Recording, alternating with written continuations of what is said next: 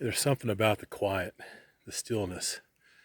It just somehow invites the mind to wander into times and memories and places that you may never reach otherwise, or I wouldn't anyway. Just walking down this trail, it turns out it's just such that the time of day is just perfect, where the sun is literally directly behind me. It's right at my back, and I thought the sun's at my back, and then somehow, just by I don't know the magic of this place, it threw me back to watching the Outlaw Josie Wells with my granddad when I was a kid. It was one of his favorite movies. We must have watched it not 100 times, but just about any time I'd visit, we'd end up watching. Well, it'd be Josie Wales or Pale Rider, one of the two. But the sun at my back made me get to think about how him and the Indian chief are talking about how it's an edge to have the sun at your back in a fight. And there's that scene where Josie Wales heads off the Comancheros, and they got the pretty blonde girl and the Indian chief and the old lady, and they're all held hostage, gonna be sold off to slavery and whatnot. And then old Josie Wales shows up, but he's running around in front of him, so he's got the sun to his back. And the Indian chief looks up and he says, "Now spit." And Josie Wales spits, and all hell's about to break loose.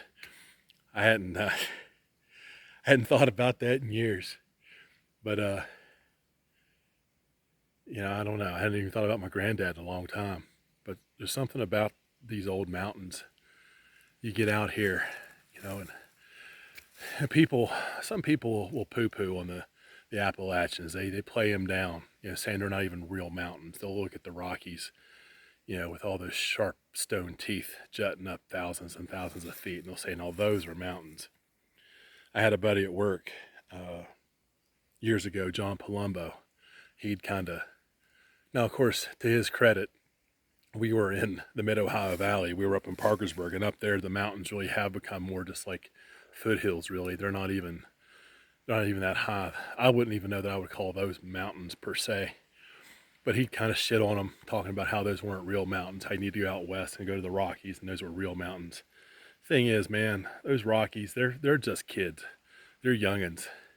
They're they're practically brand new. They still almost have the sticker on them, hot off the lot compared to the Appalachians. These mountains are over 500 million fucking years old. They've been here longer than I can even get my head wrapped around. They sleep now, you know, but they dream and they remember. They remember things that we can't even imagine, times we can't even, our puny mortal minds can't even get wrapped around the things these mountains have seen and endured and survived. And I don't know, sometimes when I'm out here by myself in the quiet, I don't know if I'm picking up on the dreams that they have, or if they just somehow open up my mind to things, deep.